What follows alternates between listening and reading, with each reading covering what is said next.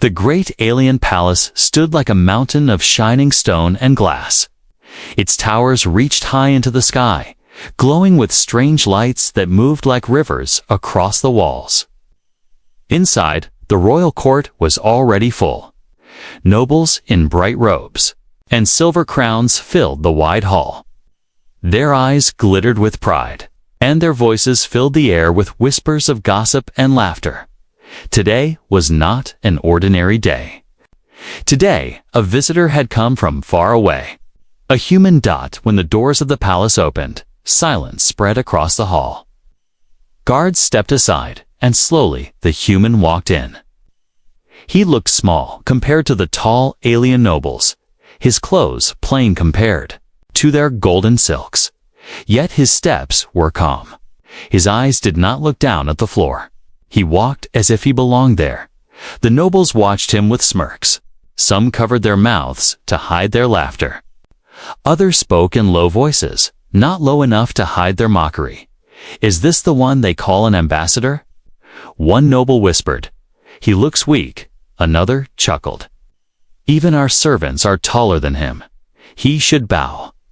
He should crawl. Instead, he dares to walk straight."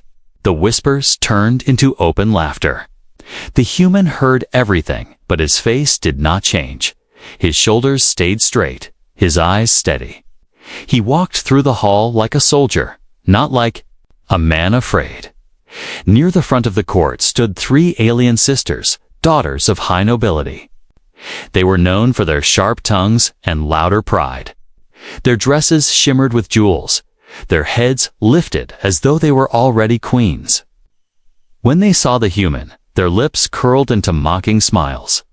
One of them leaned toward the others and said, loud enough for people nearby to hear, "Look at him.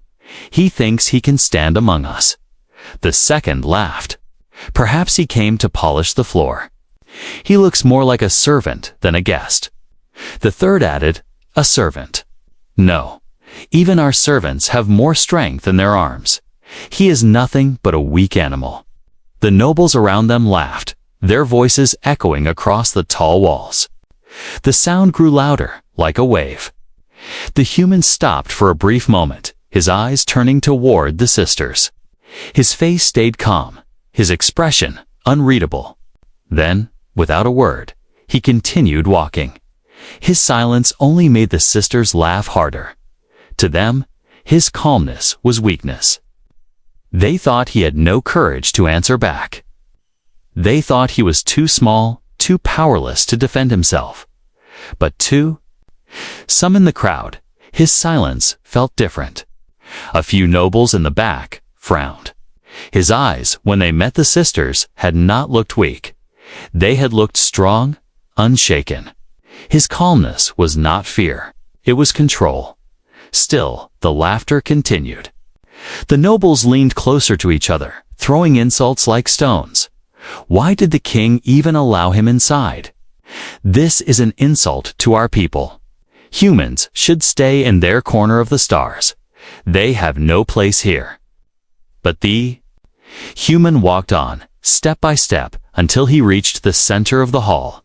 There, under the light of the great crystal ceiling, he stopped. His hands rested behind his back, his head lifted, his eyes staring straight at the throne at the end of the hall.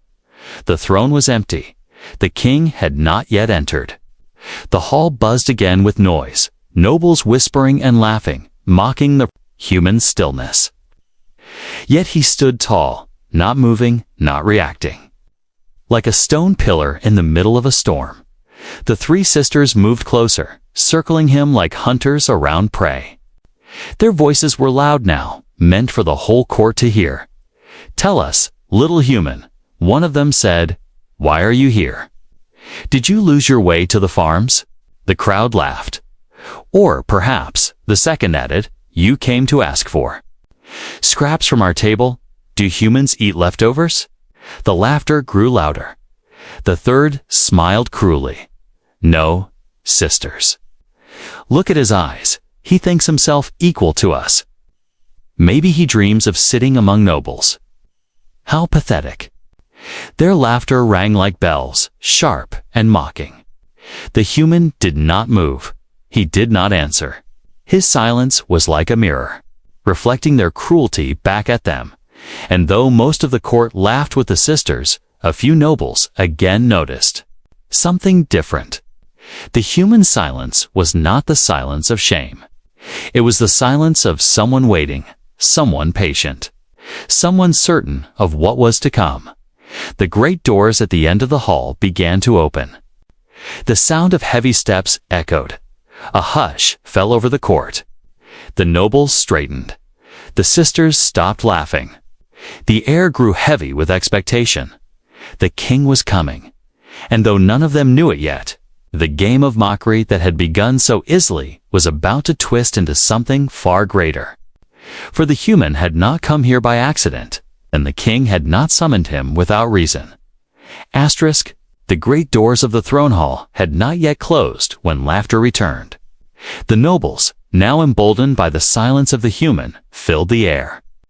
With cruel jokes, their jeweled clothes shimmered as they leaned close to one another, whispering and chuckling.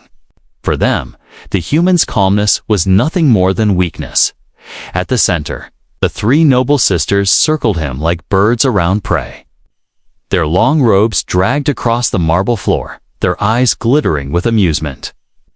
They wanted to break him, to prove before the entire court that humans were nothing but insects. The eldest sister spoke first, her voice sharp as a blade. "Why do you stand so still, human? Are you frozen with fear? Do you not realize where you are?" The human did not answer. His eyes stayed on the empty throne at the end of the hall. His breathing was steady, his posture unbroken. The second sister leaned closer, her lips curling. "Perhaps he is too simple to understand our words. Does your kind even speak our language, or do you grunt like animals in the dirt?" Her mockery brought laughter from the crowd. Several nobles clapped their hands, amused by her cruelty. The youngest sister stepped forward, tilting her head as though studying him. "No, no, sisters. Look at his eyes. He believes he is important. He thinks himself worthy to stand in the king's court. How foolish." Her words rang out, followed by another wave of laughter. The nobles stomped their feet, some even jeering. Yet through it all, the human remained motionless. His silence made them uneasy, though they refused to admit it. They wanted him to break, to shout, to bow, to show any sign of weakness. But he gave them nothing. The eldest sister raised her chin and smirked. "Tell us, human, did you come here to beg for scraps? Do humans still eat roots and insects, as the old tales say?" The second added quickly, "Or perhaps you came to shine our boots. I would not mind having a human servant to carry my jewels." The youngest laughed, clapping her hands. "No, sisters. He should polish the floors with his bare hands. Look. At his plain clothes, he is already dressed like a servant." The court erupted. Their laughter echoed against the high ceilings, bouncing from wall to wall like thunder. But underneath the sound of cruelty was something else, a growing tension. Some nobles watched more carefully. They saw what the sisters could not. The human's eyes did not hold shame. They held patience. His calmness was not weakness. It was strength. Still, the sisters continued. The eldest circled behind him, whispering loud enough for all to hear. "He should kneel. Why does he not kneel? Even the bravest warriors bow in this hall." The second hissed, "Because he is too ignorant to know respect." The youngest smirked. Or perhaps he waits for our father to humiliate him himself. That would be amusing." Their voices grew sharper, louder, feeding the crowd. Every insult became a spark, and the nobles fed on it like fire. But then something small shifted. The human turned his head slightly, just enough to look at them. His eyes were calm, unshaken, but behind them was a depth that froze the youngest. Sister mid-laugh. She blinked, her smile faltering for the briefest moment. He still did not speak. He still did not move. But his gaze was enough to silence her for a heartbeat. The eldest quickly covered the moment with a louder insult. "Do not look at us like that, human. Your eyes are not worthy to meet ours." The crowd cheered, but some felt uneasy. The way he had looked at them, steady, fearless, unbothered, was not the gaze of a weakling. It was the gaze of someone who knew something they did not. The nobles did not notice the tension rising. They were too busy laughing. They shouted insults from the back rows now. "Send him to the kitchens. Let him clean the stables. Humans are nothing in this galaxy." The sisters raised their hands, enjoying the cheers. They believed. They had won, that the human was fully humiliated. But at that very moment, the sound of heavy footsteps echoed through the hall. The laughter slowed. Heads turned. The wide doors at the end of the hall opened once more, and golden light poured in. The alien king entered. He was tall, dressed in robes of deep crimson and gold. His crown shone like fire, and his presence filled the hall with weight. The nobles bowed deeply, lowering their heads. The sisters quickly stepped back, arranging their robes, their proud faces hiding their nervousness. But the human did not bow. He stood exactly as he had before, straight, calm, unbroken. Gasps spread through the court. Whispers hissed from every corner. "He does not bow. Is he mad? He disrespects the king." The king's sharp eyes swept across the hall. He saw the nobles on their knees, the sisters lowering their heads, and the human standing, tall in silence. His gaze lingered, and though the king said nothing yet, the weight of his stare pressed against the sisters' hearts. They knew something had shifted. The human silence had carried meaning, and soon the king's voice would reveal the truth behind his calmness. The alien king's heavy footsteps had barely faded into silence when the hall shifted again. The nobles remained bent low, their foreheads almost touching the floor. The air was heavy with reverence for the ruler who now sat upon the shining throne. But in the middle of the hall stood the human. Still upright, still calm, still refusing to kneel. The sight made the three noble sisters burn with fury. Their cheeks flushed, and their eyes narrowed. How dare this human stand tall, when even the greatest alien lords bowed? To them, it was more than arrogance. It was an insult. The eldest sister stepped forward first. She pointed a jeweled finger at him, her voice sharp and ringing. "You insult our father. You insult our people. Who are you, human, to stand when all others kneel?" The nobles lifted their heads slightly, enough to watch. Their eyes darted between the sisters and the human, curious if he would finally break his silence. But he did not. His hands rested calmly behind his back. His eyes remained steady on the throne. He spoke no word. The silence felt heavier than thunder. The second sister sneered, her lips twisting into a cruel smile. Perhaps he thinks himself too great to bow. Or perhaps. She looked at the crowd, her voice loud and mocking. He is too weak to kneel. Laughter followed. But this time, it was not as strong. Some of the nobles felt uneasy. They could sense that the human silence was not weakness. The youngest sister, eager to prove her scorn, stepped closer until she stood almost face to face with him. She looked up at him, her mocking grin wide. "If you are so strong, human, then show us. Prove it. Or admit you are nothing more than a coward hiding behind silence." Gasps rippled through the hall. It was not often that anyone dared to throw such words in the middle of the king's court, but the sisters were confident. They believed the king would let their pride rule the moment. Still, the human did not answer. He simply looked at the youngest sister with calm eyes, his face unshaken. That look, calm, patient, almost knowing, made her step back without realizing it. The eldest sister, angered by her siblings' hesitation, spoke louder. "Yes, prove yourself, human. Show us that you are worthy to stand here. Show us you are not the weak insect we believe you to be." The second sister crossed her arms, adding fuel to the fire. "If you cannot, then leave this hall. Crawl back to whatever broken planet spawned you." The nobles began to murmur. Whispers filled the room like restless wind. Why does he not answer? Is he afraid? Or is he waiting? The king sat silently on his throne, his eyes unreadable. He did not stop his daughters. He did not speak. He simply watched. The challenge had been thrown. The court waited for the human's reply.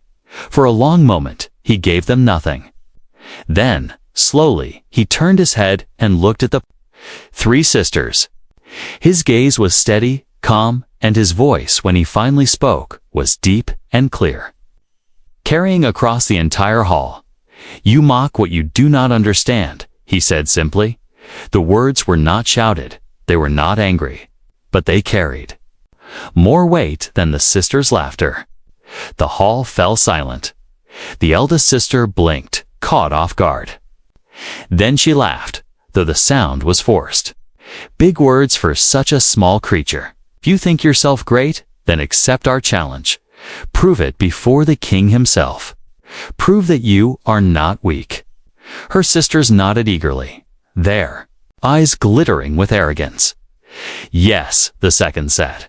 "If you fail, you will kneel before us and beg forgiveness. And if you refuse," the youngest added, "you will crawl from this hall in shame." The nobles gasped again. This was no longer simple mockery. It was a direct challenge in front of the king. To refuse would look like cowardice. To accept would risk humiliation. All eyes turned to the throne, waiting for the king's response. But still, the ruler said nothing. His gaze lingered on the human, curious, thoughtful. He wanted to see what this man would do.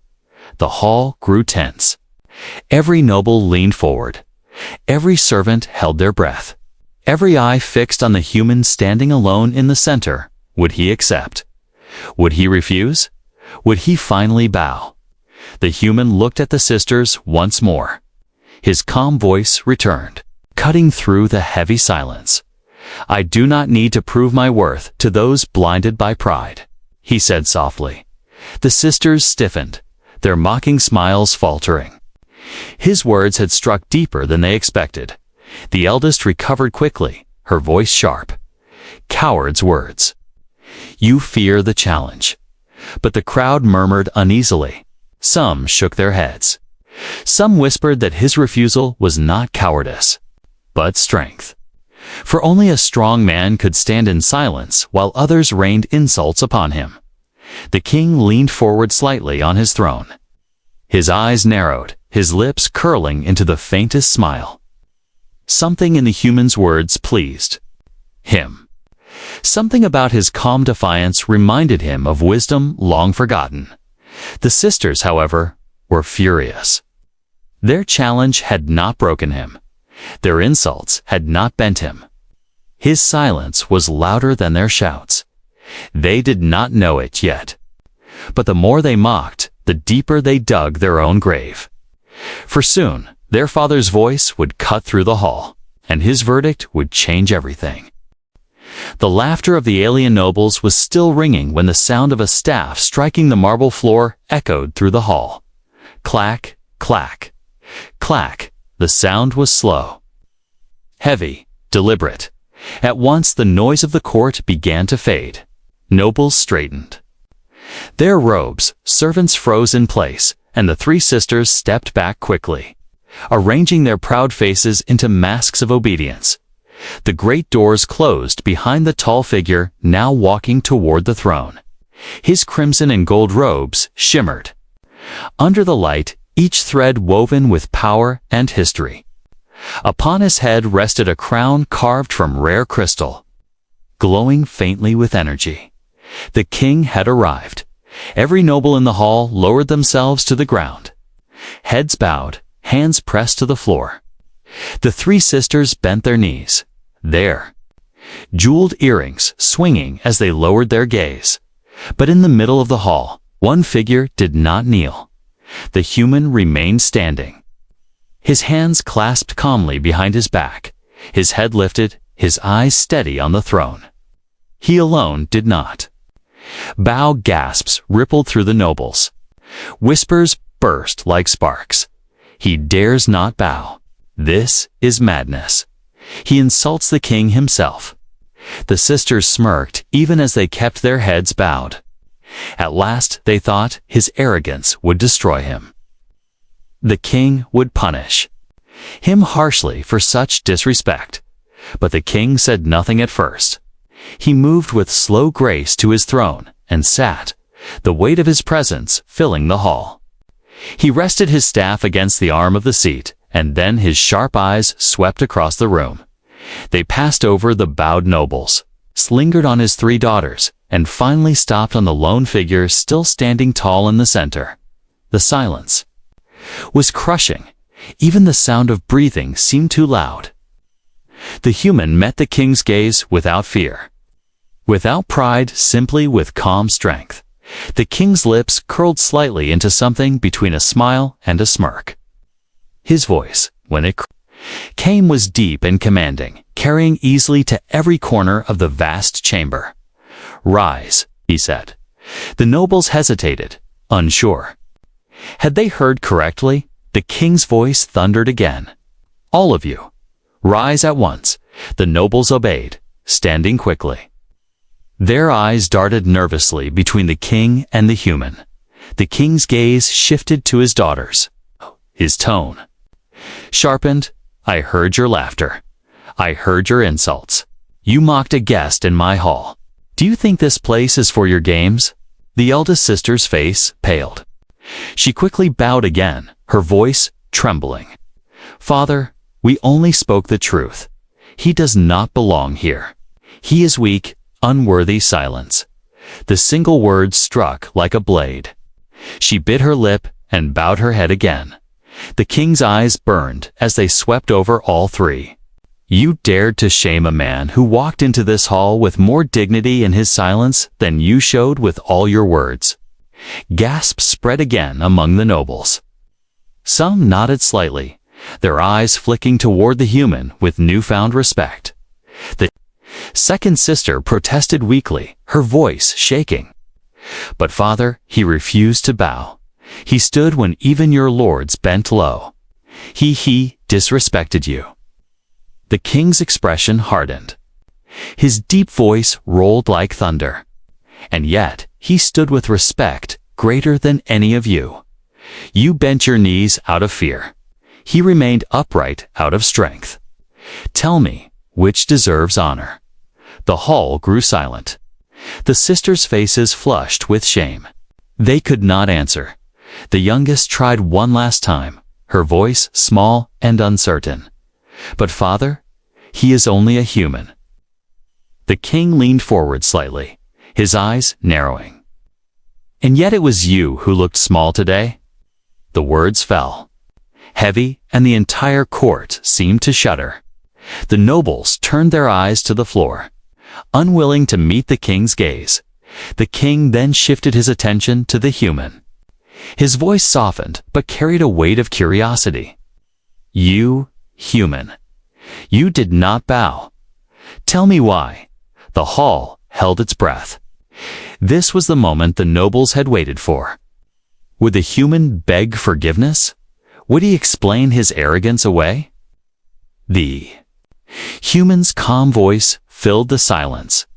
"I bow only to those who earn my respect. Respect is not given to crowns or titles. Respect is given to character. I came here not as a slave, but as a guest. I stand as I am." The words struck the court like lightning. Some nobles gasped, others shook their heads in disbelief. No one had ever spoken so boldly in the king's hall, but the king's face did not darken with anger. Instead, a slow smile spread across his lips. His deep laugh rumbled, low and powerful. "Good. The sisters froze, their eyes wide. The king laughed again, shaking his head. At last, someone speaks with truth.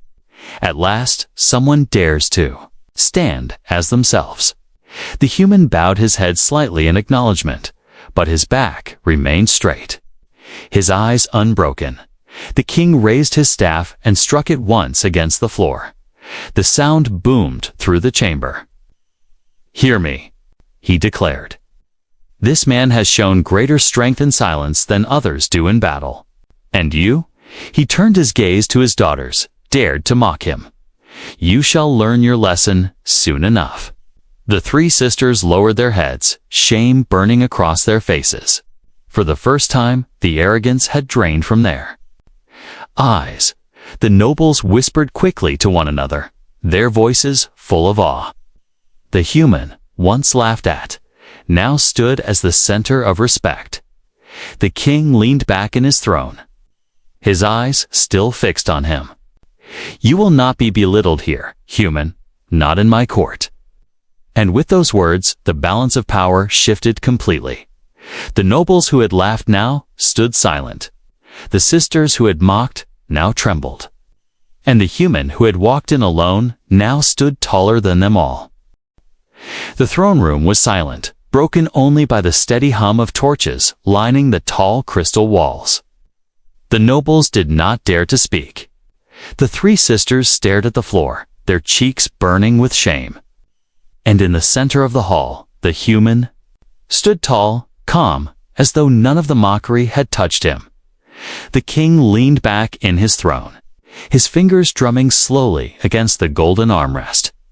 His eyes moved between his daughters and the human, studying them with the patience of a man who already knew the answer, but wanted the silence to carve it deeper.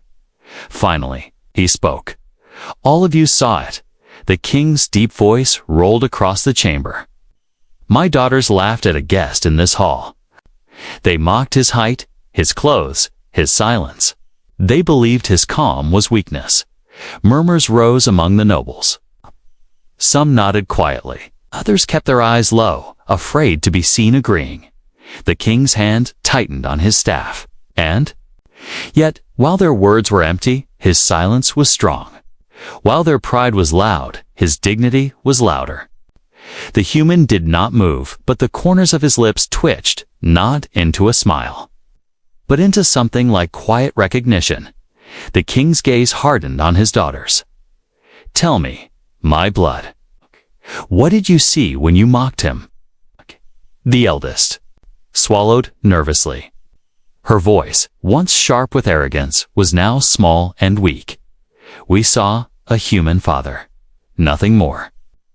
The second forced her words out. We thought he was beneath us. We thought he had no power. The youngest whispered, almost too quietly, we thought he was nothing. The king's voice thundered back at them. And yet he is everything you are not. The hall gasped. The sisters' heads jerked up, their eyes wide in shock. The king stood, his robe flowing like liquid fire as he rose. Strength is not shown in loud words or cruel laughter. Strength is the power to remain calm when others try to break you. Honor is not earned by mocking the weak, but by standing tall when you are alone. The nobles nodded quickly now, their eyes turning toward the human with newfound respect. The king walked down the steps of his throne, his staff striking the floor with each step. Clack, clack, clack. The sound echoed like thunder.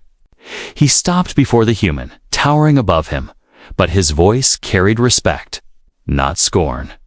You stood unbowed, the king said firmly, not because of arrogance, but because you understood. Crowns do not command respect. Titles do not command. Loyalty character does. The human met his gaze without fear. His calm voice answered, a man who kneels without reason has no worth in his knees. A man who stands for dignity cannot be broken. The king's lips curved into a rare smile. He lifted his staff high, turning back to the court. His voice thundered, shaking the crystal walls. Then let my judgment be heard." The hall froze. Nobles leaned forward, holding their breath. The three sisters trembled, dread rising in their hearts. The king's voice cut through the silence like a blade. "The punishment for arrogance shall be humility. The price of mockery shall be respect. Therefore, my daughters, you who belittled this man shall be bound to him in honor. From this day forward, he is not beneath you. He is above you." The hall exploded in gasps. Some nobles covered their mouths. Others staggered back, eyes wide with disbelief. The sisters' faces turned pale, their jewels trembling as they shook. Their heads in horror. The eldest cried out, "Father, you cannot." Silence. The king roared. His voice struck the chamber like thunder, silencing even the echoes of breath. "You laughed at him. You mocked him. And now you shall honor him, not by choice, but by my decree." The nobles whispered furiously. "Marriage, he binds them to a human, the daughters of the king." The second sister's eyes filled with panic. "But he is only a human," she cried. The king's eyes flashed. "And yet he stood taller than all of you." The youngest shook her head, her voice trembling. "This is madness. He is nothing compared to us." The king struck his staff against the marble floor, the boom shaking the hall. "Enough. You will obey my command. This man, this human, carries the strength you lack, and you will learn from him, whether in pride or in shame." The sisters bowed their heads, silent now, their voices stolen by fear and disbelief. The human remained calm. He had not asked for this judgment, had not demanded revenge. Yet here it was, not his doing, but the king's verdict. His eyes met the king's once more. "Do you accept my decree, human?" the king asked. The hall froze again. Every noble leaned forward, desperate to hear his answer. The human's voice was steady, clear. "I did not come here to be honored. I came here to be respected. If this is your will, then I accept, not for pride, but for truth." The king nodded with satisfaction. He lifted his staff one final time and declared, "So it is done." The nobles bowed deeply, their whispers buzzing like fireflies. The sisters stood frozen, speechless, their arrogance shattered. And the human, once mocked as nothing, now stood as a figure of power, dignity, and destiny. The revelation was complete, and yet the true weight of the king's judgment had only begun to unfold. The throne room froze. The silence that followed was deafening, heavier than iron chains. Every noble stared in disbelief. Every whisper, every laugh that had filled the hall earlier was gone, swallowed by the weight of the verdict. And then the storm broke. Gasps spread like ripples in a pond. Murmurs rose, sharp and frantic. Did he say bound? The daughters of the king. With a human? This has never happened before. The nobles clutched their robes, their jeweled crowns shaking as they whispered furiously to each other. Some looked horrified, others curious, a few even impressed. But all were shocked. The three sisters, however, were beyond shock. Their faces drained of color, their proud eyes wide with disbelief. The eldest was the first to find her voice. "Father," she cried, her voice trembling, "you cannot mean this. He is beneath us. He is nothing." But the king's staff struck the floor, the boom echoing like thunder. "Enough! You mocked him as nothing. Yet today you are the ones who are nothing. Your pride has betrayed you." The second sister stepped forward, tears of fury burning in her eyes. "But father, think of our name. Think of our honor. How can we royal daughters of the throne be tied to a human?" The king's eyes flashed. His voice cut through her words like a blade. "Honor. You dare speak of honor after dragging it through the mud with your cruelty. You mocked a guest, a man who showed more honor in silence than you did in speech. It is you who stained our name, not him." The youngest sister, desperate and shaking, fell to her knees before the throne. "Please, Father, anything but this. Punish us, but not like this. He is human." Her last word was filled with scorn, but her voice cracked. Betraying her fear, the king leaned forward, his towering figure casting a long shadow across the floor. "And yet, it is the human who stood tallest today. Do you not see? Your arrogance blinded you. You believed yourselves great because of birth and blood. But greatness comes not from birth, comes from strength, humility, and dignity. And he, not you, carried those qualities into this hall." The sisters trembled, their jeweled crowns shaking as they bowed their heads. Unable to look at him, the nobles whispered louder now. "The king is right. Perhaps humans are not so weak after all. Still, this is unheard of." The king raised his staff again. His voice thundered. "Let it be heard across this court, across this kingdom, across the stars. Humanity is not to be mocked. This man stands as proof. He came here alone, yet he stood stronger than my daughters and louder than your laughter." The human remained, silent, his calm expression unchanged. He had not asked for this verdict, had not demanded justice. And yet, justice had been delivered to him. His stillness was more powerful than the king's thunder. The eldest sister clenched her fists, her lips trembling. "This cannot be. This cannot be our fate." The king's eyes hardened. "Your fate is the one you forged with your own words. You mocked a guest, and now you must live in the shadow of that shame. You thought him beneath you. Now you will look up to him." The second sister whispered to her siblings, her voice shaking. How can we face the court?" Again, but no noble dared to laugh now. No one dared to mock the human. The court that once echoed with cruel jokes now stood in silence, their respect shifting with every heartbeat. Finally, one noble from the back stepped forward, his voice strong. "Your Majesty, the human showed us a lesson today. We should not see weakness in quiet strength." Another added quickly, "Yes, he is a man of dignity. Perhaps this decree is the justice we all needed." The sisters' eyes widened as they realized the tide had turned completely. The crowd that once laughed with them now spoke against them. Their mockery had returned like a curse, and now they were the ones belittled. The king turned once more to the human. His voice softened. "You did not demand this. You did not even speak in your defense. Yet your silence was louder than all their voices. Tell me, human, do you accept this place I have given you?" The hall waited, breathless. The human's voice was calm, steady, clear.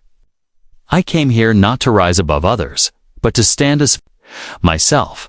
I ask for respect, nothing more. If this is your will, I accept it. But know, this I do not measure worth by crowns or names. I measure it by truth." His words rippled through the hall, silencing even the boldest noble. The king smiled faintly, pride flickering in his ancient eyes. "You speak as a man beyond titles," the king said, "and that is why you are worthy." The sisters' shoulders slumped. They had lost, not just in the eyes of their father, but in the eyes of the entire kingdom. Their laughter had turned to ashes, their arrogance shattered. Beyond repair, the nobles bowed, some lowering their heads toward the human himself. Respect that no crown could demand was now given freely. The king raised his staff once more. "So it is done." The hall shook with the sound. The verdict was sealed, and though the nobles would speak of this day for centuries, none would forget. The image burned into their memory. A lone human, mocked as nothing, standing calm and tall in the court of alien royalty, and leaving the most powerful nobles in the galaxy speechless. The throne room was still. The king's final words, "So it is done," echoed like the tolling of a great bell. No one moved. No one spoke. The nobles stood frozen, each afraid that even the smallest whisper might break the weight of The moment the three sisters lowered their eyes, their arrogance broken, their pride shattered. Once they had laughed the loudest in the hall. Now they were silent shadows of themselves, too ashamed to meet the gaze of anyone around them. The human remained in the center of the hall. His shoulders straight, his expression unchanged. He had not celebrated, had not demanded recognition, had not even smiled. His calm presence was more powerful than any crown. The king stepped down from his throne again, his staff striking the marble floor with each step. The sound was slow, steady, like the heartbeat of the palace itself. He stood before his daughters and looked down at them with eyes as sharp as blades. "You thought yourselves untouchable," he said, his voice low but heavy. "You believed your birth made you greater than others. But what is nobility without humility? What is royalty without respect? Nothing." The eldest daughter's lips trembled. She wanted to speak, but no words came. Her throat was dry, her pride broken. The king turned his gaze to the second. "You said his silence was weakness. And yet your words crumbled like dust." He spoke only when truth demanded it, and his voice carried further than all your laughter combined. The second lowered her head, tears burning her eyes. Finally, the king looked at the youngest. "You called him nothing. But in calling him nothing, you revealed yourselves as blind. For the man you mocked has become your mirror, and it is you who must now face your own emptiness." The youngest shook, her hands clenching the folds of her jeweled robe. She had no defense. None of them did. The king's voice rose, carrying to every corner of the chamber. "Let all who stand in this court remember, respect is not given to crowns or jewels or birth.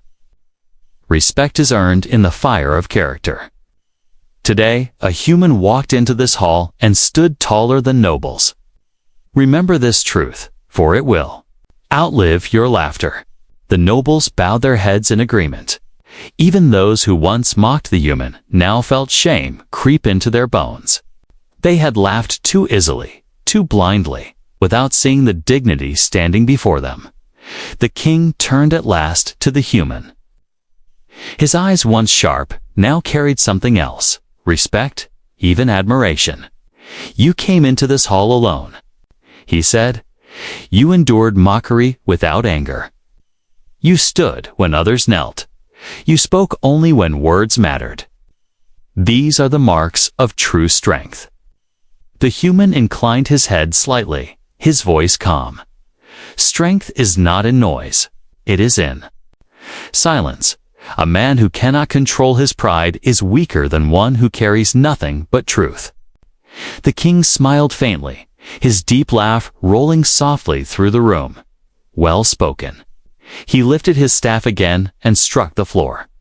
The booming sound carried his final decree. "From this day forth, let it be known, no human shall be mocked in this kingdom. Any who scorn them will answer not to lords, not to nobles, but to me. For in this hall, humanity has proven itself worthy." The nobles bowed deeply, voices rising together. "Yes, your majesty." The sisters bent low as well, though their shame burned hotter than fire. They had lost everything, their pride, their laughter, their place above others. Now they bowed. Not only to their father, but to the man they had once mocked. The human, however, did not gloat. He did not bask in their humiliation. Instead, he turned his eyes toward the king and spoke quietly, yet his words reached every ear in the chamber. "I did not come here to be raised above anyone. I came here to be seen as equal. Respect should not rise from fear or force. It should rise from understanding." The words struck the court deeply. Many nobles shifted uncomfortably. They had spent their lives building walls of pride. Yet this human, with no crown and no jewels, had broken those walls with simple truth. The king nodded slowly, his expression solemn. "And that," he said, "is why you are greater than they know. For the wise do not seek to stand above others. They seek only to stand true." The hall grew quiet once more. Every noble knew that this moment would be remembered for generations. A single human had walked into their court and left them speechless. The king turned and raised his staff high. "Let this be the lesson of today. Never mock what you do not understand. Never belittle those you do not know. For strength often hides where arrogance refuses to look." His staff struck the marble one last time, sealing the decree like stone, carved into history. The human bowed his head once more, not in submission, but in acknowledgement of the truth spoken. Then he turned and walked slowly toward the great doors. The crowd parted like waves before him. Nobles who once laughed now lowered their heads as he passed. The sisters, pale and silent, kept their eyes on the floor, their voices gone. And so, the hall that had begun the day with laughter ended in silence. Not the silence of mockery, but the silence of respect. Long after he left the court, his presence remained, etched into their minds like fire on stone. For in a hall filled with power and pride, it was a single human who reminded them of the oldest lesson in the universe: respect is greater than arrogance, and dignity is stronger than crowns.